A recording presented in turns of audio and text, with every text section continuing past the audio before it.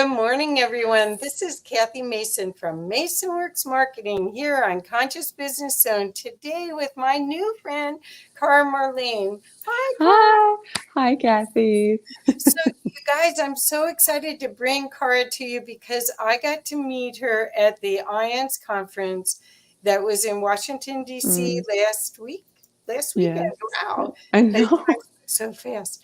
And I got to introduce her and I got to sit and listen to her presentation, which she had me in tears. Oh, It was so beautiful. So, thank you. so I was so excited to bring your knowledge, your essence to my audience because these wonderful people in this audience are really on a journey for a lot of them are servant leaders and they spend a lot of time putting energy towards their customers and their employees, and they don't have time to find resources like you Oh, to connect with and uplift themselves. So my job is to help as many of them find gems like you because you are a diamond, man. My goodness. thank you, Kathy. That's so kind of you. And it is such an honor and a pleasure to be with you today. And I'm so glad to meet everyone in the audience. Thank you so much for having me. Oh, yeah. And yeah, it was so wonderful. You were just such a wonder at the conference, such a beautiful being and Oh, thank you. always welcoming. You're so sweet. Thank Oh, you. thank you. Well, I'm having a good time here. I think we're here to uplift humanity Yeah. and help everyone see their divinity. And Yeah. that's what your talk really let Mm. me feel that you were mirroring. You're mirroring everyone's divine nature back to them. And Oh, it's such a gift, seriously. thank Many you. people can tell a story. There's lots of people who are good storytellers, but they tell a story sometimes from a professorial kind Oh, of okay. place. And yours was total connection. It was, Oh, I want you to feel this. I want you to know it. So Cara, why don't we start with, you had a near-death experience at 8. So mhm. could you start to fill us in a little bit with how you came to understand the expanded self? Basically, is that's what I call it. Yeah, absolutely. Thank you so much. So, yes, I was raised on a small ranch in Kansas, and I was next to a 500-person town. And it was a wonderful outlet for me. I loved being outside. I loved riding my bike. I loved animals. And what happened one day, I had it was the spring of the summer or the spring when I turned 8, and I was outside with my sister, one of my youngest sisters, and the other two sisters were in the house, with mom cleaning, which I'm sure they were disgruntled about because when they told us to go in, my sister and I to go in from riding our bikes and playing, they were a bit, as you can imagine, saucy about it. And so I, being the ornery one, decided to have one more round on my bike. And my father owned a large construction company, and on the ranch there was a big barn. We had all the cattle there and the hay and things, but attached to it is a garage where my father kept all of his tools, and so we called it the tool shed basically. But it was a garage, and in that garage, in the rectangle opening where the garage door was, we called a water lip, and it's like a poured concrete. It's like 4 by 4 by 4. It just kind of keeps the water from going into the shop. And there was a gouge in it, and in my mind, my 8-year-old mind, that was a ramp. And so I was on top of the hill, and I remembered that little ramp that I wasn't a ramp. And turn this for just a second. And so at the top of the hill, I took off and I sped as fast as I could towards that garage, and I hit that lip, and my bike stopped, and I kept going. And I know I ended up going into the garage. There were no lights on. And what happened after I left the bike, you have that sensation of flying, right? For just a split second. But I mean, this is the point for me, leaving the bike and flying for just a moment.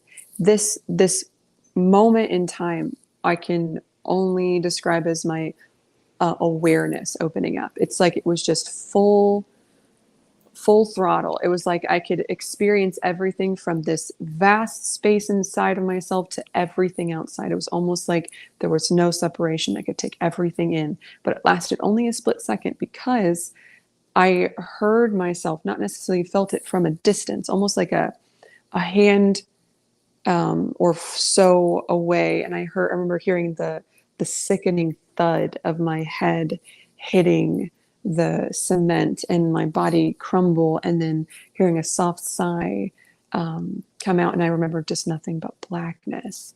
And when I woke up or came to, I remember I was blinking. Everything was very blurry. And I remember I was on my back, and quickly I realized I couldn't move. And it wasn't just like I couldn't move because, I was disoriented, or I was, I just knew something was really wrong because my body felt like 1,000 pounds, and it didn't feel like I was in it or part of it anymore. It felt like I was in it, almost like it was like I was in a corpse. I know that now to know that feeling. But I remember I could speak with my lips and I could move my eyes, but that's it. And so I took in the bright light of the outside, basically the opening of the garage, right? And it was blinding light. And I remember I was trying to blink because I couldn't see anything through it. I should have seen the hay bales that were there, the big round hay bales that were just stacked on top of each other. I should have seen the hay barn where the small bales were. And I should have seen like a 30-foot black and silver cattle trailer, and I didn't see that either. And so I took my attention away from that, and I remember taking in the darkness around the garage door. And I panicked because I realized I couldn't move. I tried to move my body. I tried to get up, and I knew I couldn't do that. And I knew there was something terribly wrong. And all of a sudden I saw a figure in the rectangle of the light, and I assumed it was my little sister. And so I asked her, I need help. I need you to help me. I can't move. I need you to get mom and dad. Something's terribly wrong. And that figure didn't move. I couldn't see if it was male or female. It was just, you could tell it was a human shape. And when it didn't move, or when they didn't move, I became angry, of course, like you as you would if your sibling wasn't helping you and you knew you really needed help. And so I was like, mom and dad are going to be so angry, and you're in so much trouble. And as I was doing that, something inside of me, my awareness, that I know to be awareness now, was taking in more and more of the scene. And uh, I realized that I wasn't where I thought I was. Like I wasn't actually in my ranch home anymore. And I took my attention away from that, and the figure and even the light, and I looked around at the darkness, and it turned into blackness. And that blackness, I realized, was space, like that black space that you see in space movies, or when you studied the stars and other planets. And I loved nature and I loved science, and so I was well versed in both movies and books on stars and space and things. And so it was just vast. And I realized that there was nothing holding me. Like that vastness of space was just literally, there was nothing there, but there was something solid underneath of me. I could tell. And it was unyielding and unrelenting. It was a physical form because I could feel it was holding me up. But then my attention went back to that light, and I realized, there was a reason I couldn't see the hay bales and the barn and the trailer, right? And I realized in taking that in, something clicked, and I knew that this was life and light itself, and the blackness that surrounded it was space where life could exist. And so upon realizing that, my attention went back to that figure, and I asked, am I dying? Am I dead? Is this heaven? And all of a sudden, from this almost like unending wellspring of just peace and joy and love poured out of me, and it just expanded into this entire space that I was in from this, what I call the dwelling place of love now, like that everlasting connection with oneness and universe and source, whatever you want to call it. And I knew no time, I knew no fear, and it was just the existence of pure love. And I knew that, and I was just taken aback. And as I was taking that in, people say sometimes you have like a life review when you have a near-death experience. And of course, mine was very short. It wasn't necessarily like a life review. I knew where I was, and I knew where I could be going. It wasn't like heaven as they described, but I knew this was where life and death and light and darkness like existed. And this was where life started and ended, and this beautiful duality, and this fear-free, not fearless, fear-free existence. And this was really where we were meant to be, and where everything came from, and what held everything together. And so, excuse me, I remember hearing, once I accepted that and understood it, this voice inside was like, "Are you ready?" And it was audible. I could hear it. And with my own inner voice that I didn't know existed, I said, "Yes, I am."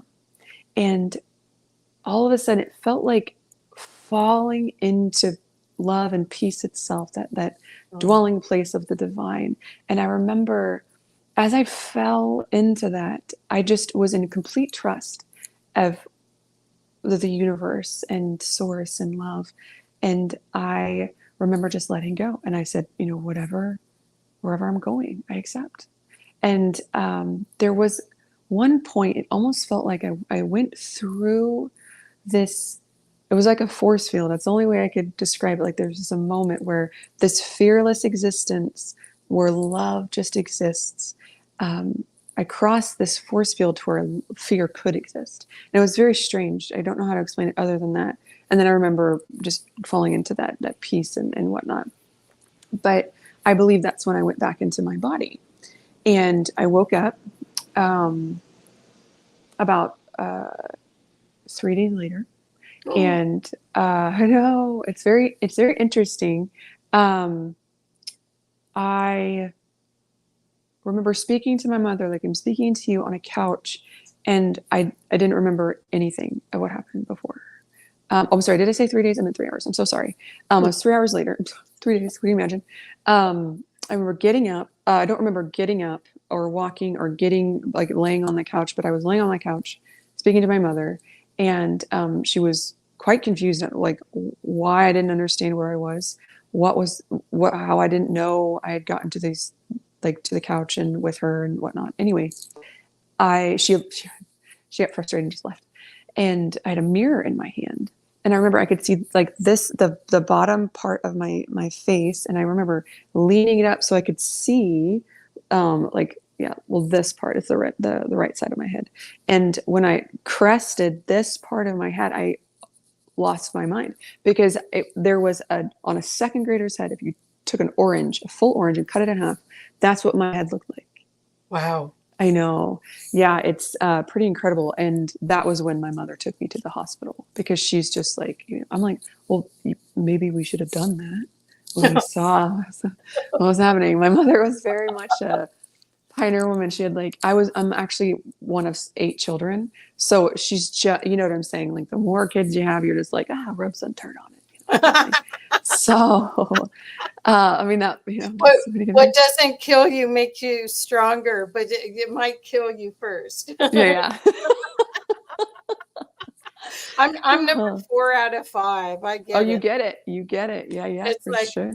And your mother, when she's trying to discipline you, she says all the names and then finally gets to yours. Yep. It's like a rattle. Kathy. Yeah.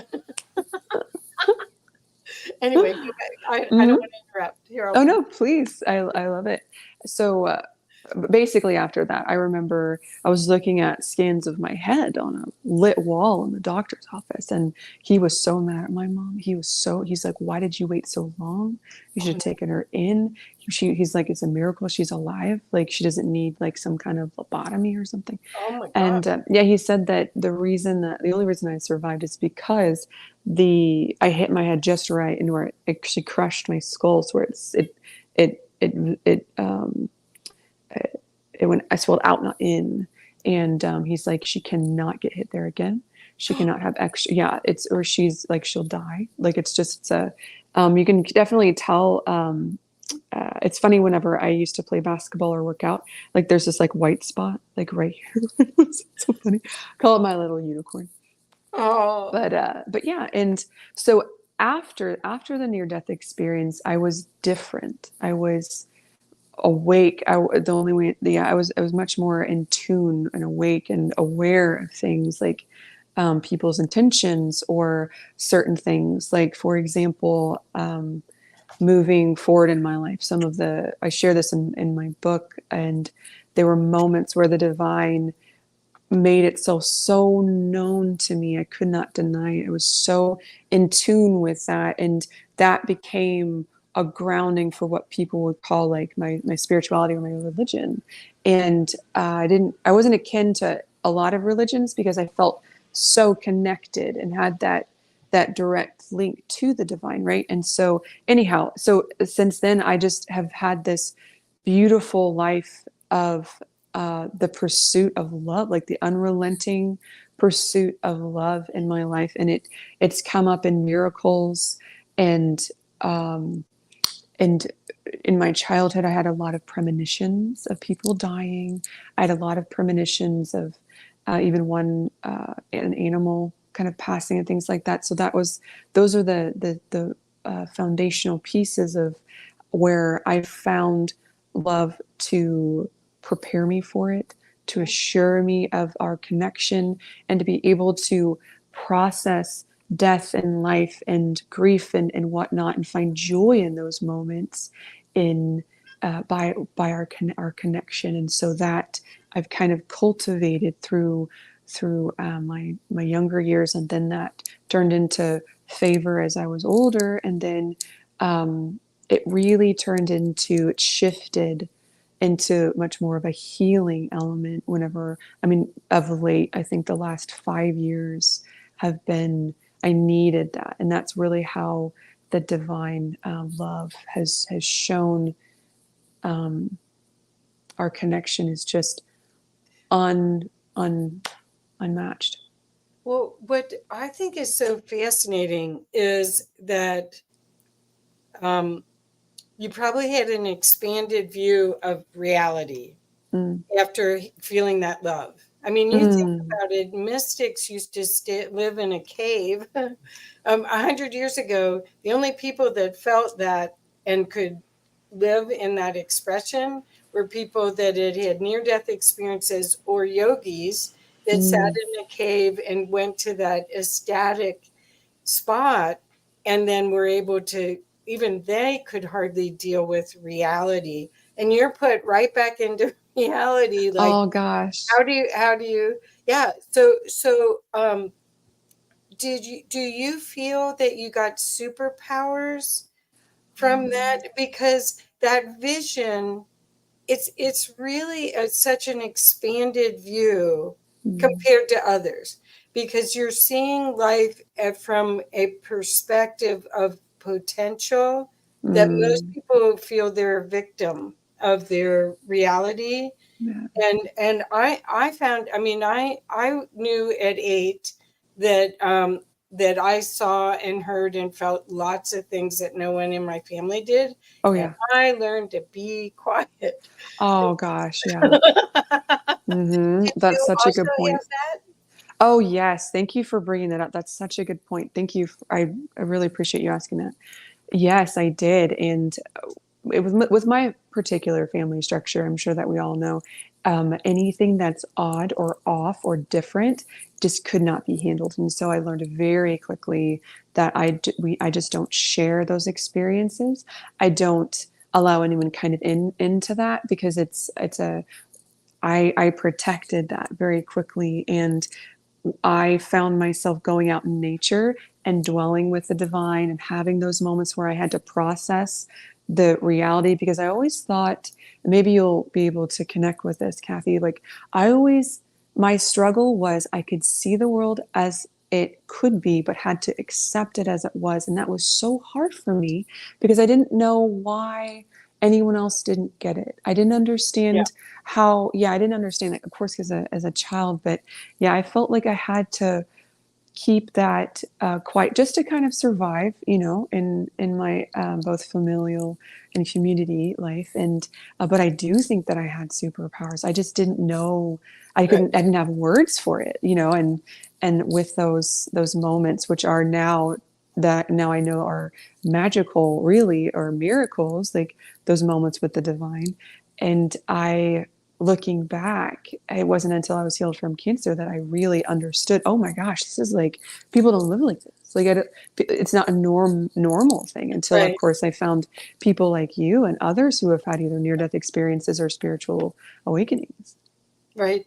Yeah. I find that it's fascinating, the perspective of looking at someone, and even no matter how they're behaving, when you have had that kind of connection to source, to where you came from, that you see their divinity, no matter how Mm, they're behaving, no matter what they do. You may have to forgive them anyway, and yeah. still, Mm, but you seem to. That's the thing, is sometimes it's a little naive that you see their God self more than you see their actual human mm, self, and that's kind of confusing. Or what I found is that I, even as little girl, going, well, don't they know that if they do this, that that's what they're putting in motion? And yeah. no one else saw that, no one else understood what I was talking about.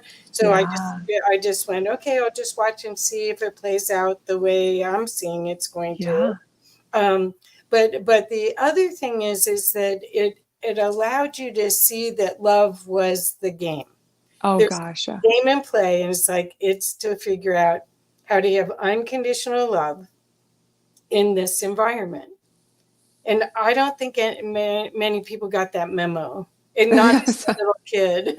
No, no, because I didn't necessarily find it, was it petty isn't the right word, but I never connected with the competition, or the need to um impress, or whatnot. The overwhelming unconditional love that just exuded, Mhm. from me after that, right? And I'm sure you can relate, is uh it was wonderful, but also, like you said, they took my gullibility and my naivety and things like that, and I became like, I mean, to be completely honest, I was bullied a lot as a kid, especially Oh, in school and in my own family home. And so I was always told that I was too sensitive sensitive. or Yep. soft, and needed to, like, they said that they were doing me a favor, and they were like toughening me up for the world, or thickening my skin and things. And that's unfortunate that, obviously, that happened, but I still had love for them. Like you said, I saw the divinity in them, and it was easy to love that part. But yeah, the human part definitely kind of got in the way. I want people to know that this is just part of her beautiful story. Kara's written a book that's on Amazon right now, that's going to be released in November, and we're going to talk about that too. And we're going to hopefully get to part of your story that you shared at Oh. Audience. But I want people to know that this is a the opportunity to be in this field of consciousness and see the world in a different way is palpable. It's available for everyone. Mm, The fear virus that we've been living in is a magnified fear virus for the past 3 years. But it's now it's still just chaos virus, really. But it is based in fear.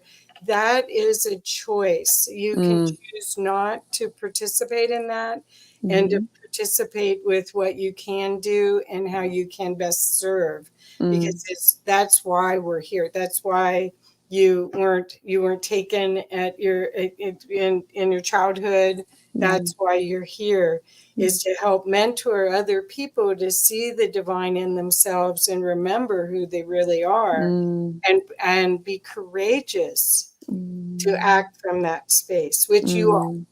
Thank you very You're much, welcome. Kathy. You're wonderful. Oh, so next, let's talk about your book. If you want to talk about that a little bit, and then I'm assuming part of what you shared at IONS is in your book. Yeah. Yes, Yes. because what we want people to know is that, and I learned this through my Bruno Gerning Circle of Friends work. I was a community leader for 5 years in Boulder for the Bruno Gerning Circle of Friends, which is a group. I was introduced by Dr. Christian Northrup to it. And what it taught was that when you get a diagnosis from a doctor, that it's someone's opinion and you don't have to accept it. You can take it as, it's not say I have anything, but say I was diagnosed with something that They it said doesn't that I have have, to or be something like that. right. I have, or I am, I'm diabetic, whatever these people say, the universe will make sure that you are that. And so, and there's mistakes made all the time. We're all human. So the medical industry is not always right. The alternative health industry is not always right. So you get to choose. And I believe there's multiple realities going on, and you can pick which timeline you are on, whether or not you're in the timeline where you do accept that diagnosis and have that experience versus not. So in your case, you didn't accept it, right? Yes. Thank you so much. You're so wonderful at this. Like you have a gift. You really Oh, do, thank Kathy. And I you. just appreciate that so much. Oh, What a thank great lead in. you. Okay. Yeah.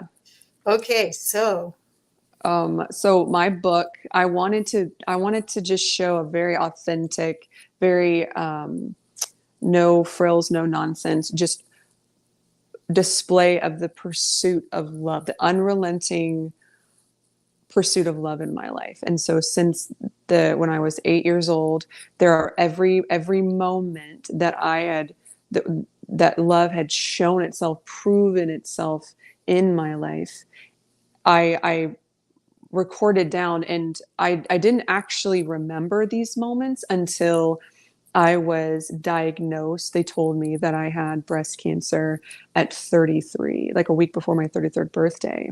And so that is also part of my book. But what what I believe Kathy has so wonderfully and beautifully brought to words is when I was 32 years old, the year after both my mother and my father were both diagnosed with cancer, I was told that I was supposed to get tested for both a gene mutation and breast cancer. And I did, and I was tested positive for both the gene mutation that gives you a 75% chance of all the killer cancers, so the breast cancer, ovarian cancer, etc.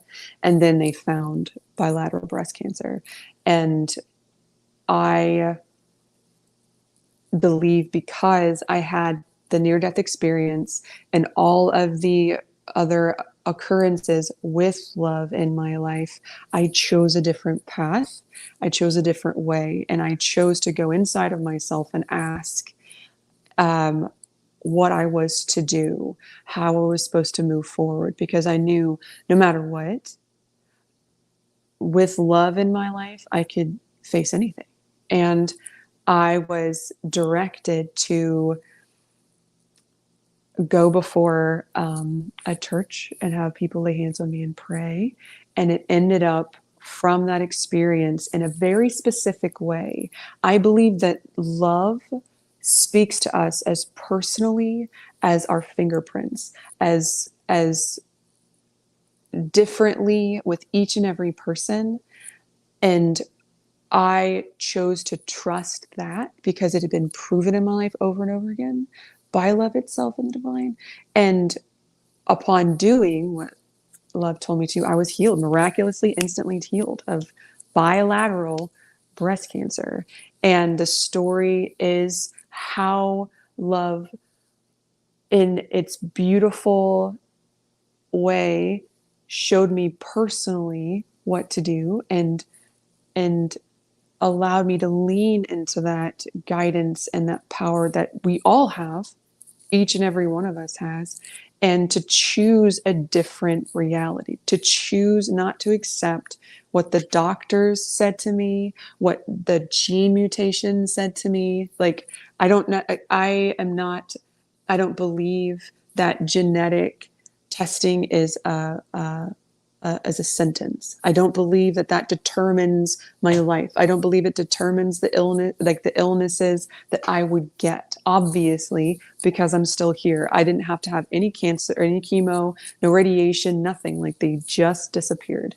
And I didn't allow what I see all of the time in a lot of situations. People accept that diagnosis. They accept that as a truth, as an unrelenting truth. And I believe that because I did not do that, I was able to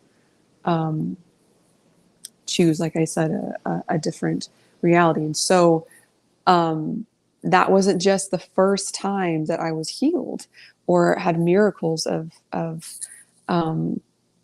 facing death. My book is called My 9 Lives, and it's because I've faced death, of course, when I was 8, and then the other experiences from premonitions of loved ones' deaths, and even into this season of about 5 years, I faced over and over and over again these diagnoses, and every single time, love proved itself true. And I know it's just, and I love the friends that I have. A lot of them are lawyers. A lot of them are scientists. A lot of them are people in the medical field. And they look at me, they're like, Kara, this just doesn't happen, kind of thing. And I'm like, well, it does actually, because it did in front of you. And so it's wonderful to have those experiences and be able to share them in my book and speak to them on about them on podcasts, because I believe I was put on this earth in my life to challenge what the world says is possible each and every time. Because from the near-death experience to the premonitions to the energy healings and the miraculous finds, I believe that we as human beings are in a time where we can challenge what the world says is possible, because we have to. Because I don't believe that this epidemic of cancer, it can't stay. I refuse to allow it to stay. I refuse to take it on myself. I believe that there are other ways, and I believe that we are here to challenge that. I mean, I am here to challenge that. I'm so sorry. I can't speak for other people, but and I believe that the more people tell these stories, the more that this can become more of a reality for people, because I just feel that I just feel so strongly about it. Yes. Well, when you gave your presentation, I actually recorded just a little bit on my phone and put it up on Facebook. And what I felt was that you were explaining the factory, the cancer remedy factory that you were put through, that was inhuman. It was so insensitive. And that's why most people, probably, they're in so much fear when they hear that word. Yep. But the statistics are so high right now with whether your family had it and you have the markers or not. There's just a tremendous number of people that it must be from food or exercise or whatever that have been put through the process. And before we went on, I told you I have several customers that healed themselves, that are energy workers, that healed themselves of it. So I know that we're not doing medical advice, and we're not doing any of it, but it is, if you do look at energy healing or mindset, that your words and your thoughts have such power that we've kind of relinquished our power to the systems in place, and it's time to take it back, because you can see the systems don't look like they're working like they should. Especially your experience of being not treated with very much compassion while you were going through that. Yeah, it was pretty awful. It's almost like they don't give you an option other than what they're saying. It really is, and it was just a chop shop, really. It was just, this is what you do, like the chemo, radiation, and like the double mastectomy, like the hysterectomy. It was just, I just felt like I was in another world. Like I was just like, am I really going, like, is this, they're really saying this, really? And there literally was no other option. And so I was, and of course, like me, and like with a near-death experience, and just being like, for me, I'm just that ornery, like, you're going to tell me, I'm going to do what you say kind of thing. I was like, no, I'm going to bet on love, Oh yeah, for sure. But you're so right. So now that I'm out of it, and I've out of the situation, and I've spoken more about it, there have been doctors that have come up to me, even at the conference we were at. He was like, I'm an oncologist, and I think he's a pediatric oncologist, and he was like, I see miracles all the time. And he said, remember, he was like, if you speak love into this beautiful baby, even if it has, what do they say, defects or whatnot, they will be born healthy. Like they're like, I saw this beautiful quote. It was from, it wasn't Jackie Chan, it was Bruce Lee. And he said, you have to be, like, I'm going to paraphrase, but he basically said what you were saying. He was like, the way you speak about yourself and your body and your life, it is like you're casting spells, or you're putting this out in the universe, and the universe doesn't know any differently. And so if you are speaking death over yourself, or you are speaking tragedy, or like anything negative, it's made, this universe is made to create that, right? And so he's like, that's why it's called spelling, like, kind of thing. You know what I'm saying? And so I believe with 100% obviously accuracy in my own life that I've tangibly known, that is 100% correct. And if I chose that, it would have been my path, but I did not. And I'm just another one of those miracles that doctor can say. I mean, I'm so grateful to, So I don't want to give the punchline, but you actually had a healing, hands-on healing in a church where you had kind of rejected the church. So you had to release anger or frustration or sadness or whatever it was, to actually even force yourself to go there. Do you want to talk a little bit about your experience with spirituality versus religion? Because that's another one of those things where almost everyone that I've met that's had a near-death experience may still have stayed in religion because they still could feel the platform and the practices could still help them connect to God, but the hierarchy didn't work for them. And I wondered if that was part of what happened with you, or... That is, again, such a good point. Thank you for bringing it up. So well worded. Yes. And when I was a child, I always felt a disconnect from the family religion. And it was, I found truth and freedom in parts of it. So like the Psalms and the Proverbs and whatnot, they spoke about love. They spoke about connection. They spoke about, all these wonderful things, like the love, the peace, the patience, the kindness. I would actually meditate on those. And so it helped. So I believe that there is truth in all religions, but I never appreciated the rules of religion, because I didn't have to have rules to connect with the divine, right? I Right. didn't feel like I had to do a song and a dance and a perfect prayer or whatever. Like whenever I came to the divine in the safety of my my closed room or like out in nature, I would just I was akin to David in the Psalms. When I would just cry and I would weep and I would be able to connect in that um, in that those moments. And then as I released that, it turned into this, like, from absolute just devastation to unrelenting praise. Like, it just, I was, what I called God is what I know to be love and spirit and source. Like, I could never like personalize or personify a God. I never really connected with that. But prayers, as I did, and Psalms and the truths of those. And then when I got older, I studied other religions. And so I saw very quickly that there's truths. I mean, truth is truth, right? Love is Right. love. Like, you're going to connect with that, right? Right. But yeah, I don't I don't connect with dogmas or rules or regulations and things, because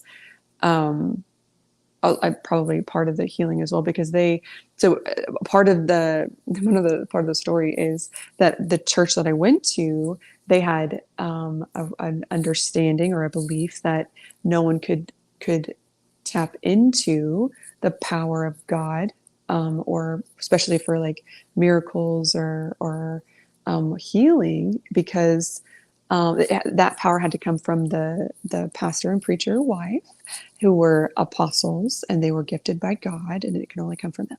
And of course, like, that doesn't work for me. Like, it's like I'm tapped into love itself, so I don't know where you're coming from, kind of thing. So, but love again showed up in that church, and through those specific the two verses that dropped into me, it was so personalized. That healing was so personalized. It didn't just heal me, it reconnected me to divinity. It reconnected me to that beautiful, it realigned me with the connection of the universe and love and source. And that was the defining moment in my life, because I had struggled with that for years. And it wasn't until the breast cancer healing when everything kind of clicked. And that's when I started writing my book.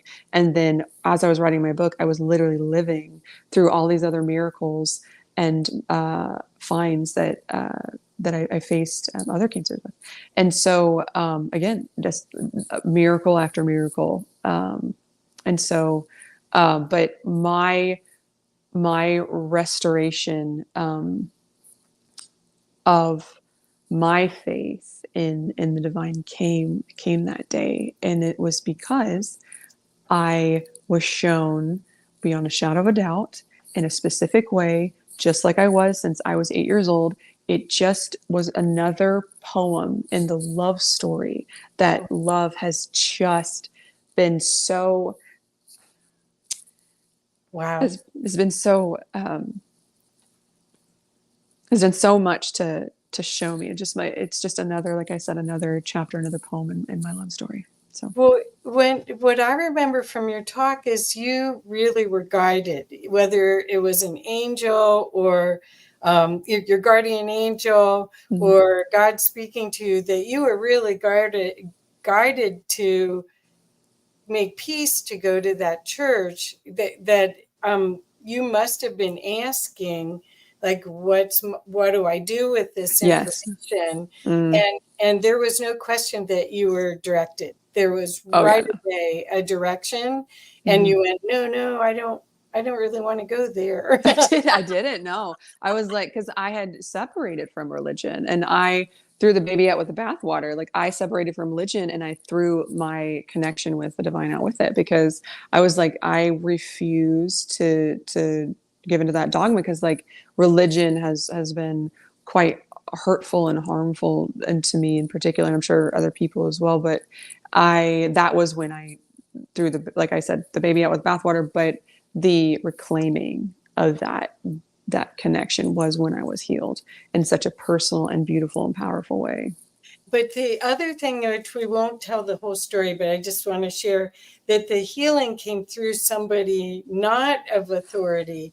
And Uh-huh. that was really cool too, that, that the divine uses tools wherever it can, and it doesn't discriminate. There's no judgment at all at that level, which is such a good lesson for all of us, that there shouldn't be any judgment, that all of us are fractal of the divine, learning our lessons, and in a lot of ways bringing data back to source. I mean, source wanted to fractalize so it could get more information, more input.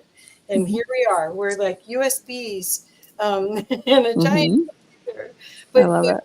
What was fantastic was the process, because for you, you had to forgive and come to some place without anger and resentment to even go back to that church, which probably was part of your healing too.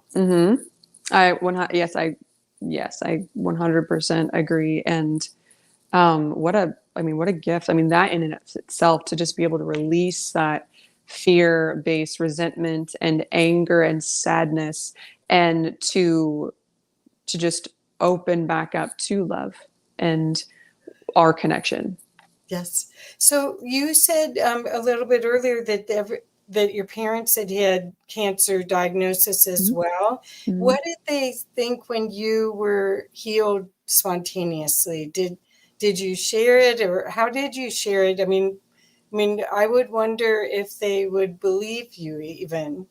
So, unfortunately, I actually, it divided us, and it's actually a beautiful part of my story. I know that it's odd and not something that a lot of people experience or whatnot, but I've had I don't speak to my parents. When I say that my parents are estranged, I choose that because there's a toxicity, like a level of toxicity. It just can't be in that. And so I have heard through the grapevine from other people that it was why me and not them kind of thing. And wow. Yeah, and that's unfortunate. That's an unfortunate part of it. And I have to, it may seem sad.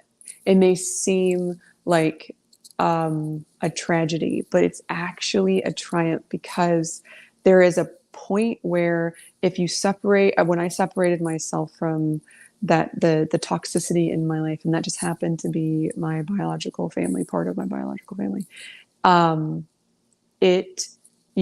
got to a point where love was enough. Like my connection with love is enough, and it bypassed biology. It bypassed society or even psychology. People said that I should, need, and want, and I actually thrive being standing in that truth and being able to even juxtapose in opposition to society, because society says that healing isn't possible. My biological family says that healing isn't possible, and whatnot, and the medical field. I find it such an honor to be able to stand in such firmness and grounding, and to still love them and the world and everyone listening, and just say that yes, I will come across people who are not, of course, my biological family, or anyone else, that are going to say, well, why not me? And I said, well, let's discuss that. Let's get in, let's email, let's talk, let's connect. Like, I'd love to talk with you. Perfect. Yeah, because I do think this whole time period is an opportunity to learn about our superpowers, because everyone has it. It's not just some people have it.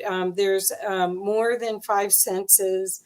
There's a bigger field of existence that love exists in, and we've forgotten that. I think that's kind of strange how you forget your past lives, you forget the whole game at play, and you spend your whole life trying to remember and reconnect. That's right. We're remembering ourselves. We're putting ourselves back together. We're remembering.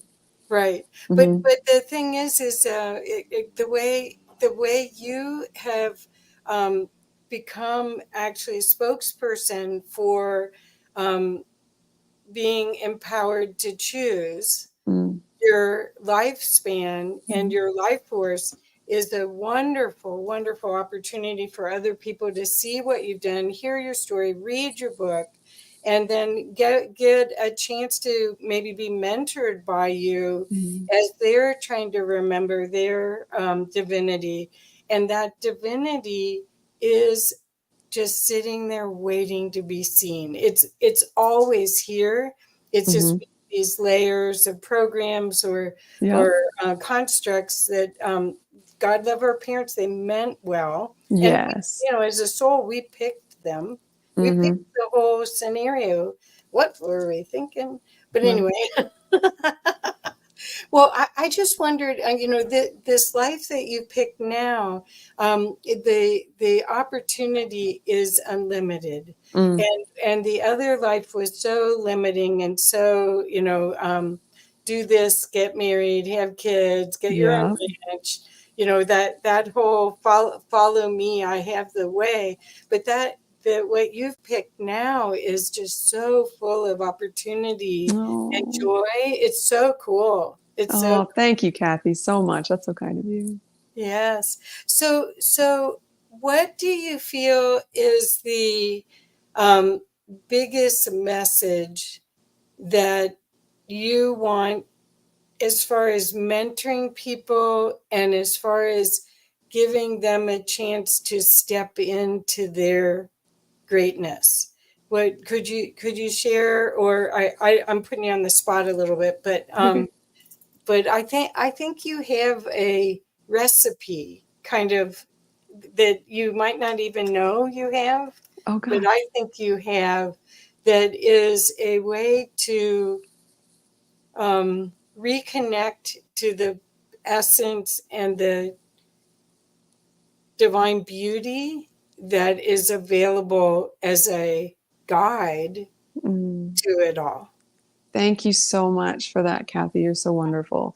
I what I would like to do, if what the reason that I do this, my why, is to just give an example of just this regular person, this woman who or this girl who was born in on a ranch, 500-person town in the middle of Kansas, that had this extraordinary life and that it's open to everyone. And I want them to know the power that they have inside and encourage them to tap into that and to challenge what the world says is possible, to live a life of miraculous freedom. Like I want that for everyone. And I would like to just walk alongside those who are drawn onto me, and to really just we're really just all of us are just holding each other's hands and walking each other home.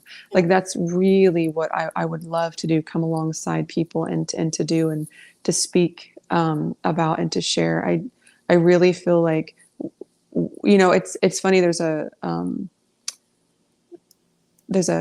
quote, and it says, everything worth saying has already been said. We just need to be reminded, kind of thing. And so if I can just be that, if I can just be that person, just to remember, to remind you, and to walk alongside you, no matter what you're walking through, I think that's really what I would hope. That would be my hope in being a mentor. Oh, beautiful, beautiful. Well, I'm going to read what I wrote, that I was going to read when I introduced you, that I didn't remember to do because I was so excited. But on your website, you have, to love yourself fully is to know love itself. And to live in that oneness is all we need to do. Beautiful. So Aw. beautiful. So wonderful. So I hope that everyone will go to your website. And what is the best way to reach you so that people can buy your book Mhm. and follow and possibly work with you as their mentor? Because Mhm. this isn't just about being ill, about the physical illness. This is about being detached from who you really are, right? Yes, for sure. So, give me just a second. I have to check this. Okay. Okay. Um, So my website is Kara Marlene, Kara Marlene, Marlene.com. And you can, I would love to email. So info at karamarlene.com.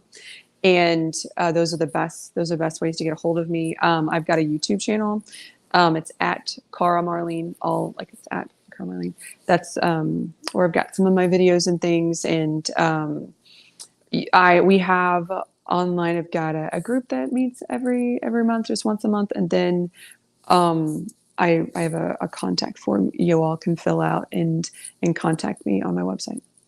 Well, I look forward to all the things that are going to evolve after you're speaking at IANS, and I'm so glad I got to meet you Oh, there. Kathy. And the love was palpable. You could feel Oh, that many people had remembered.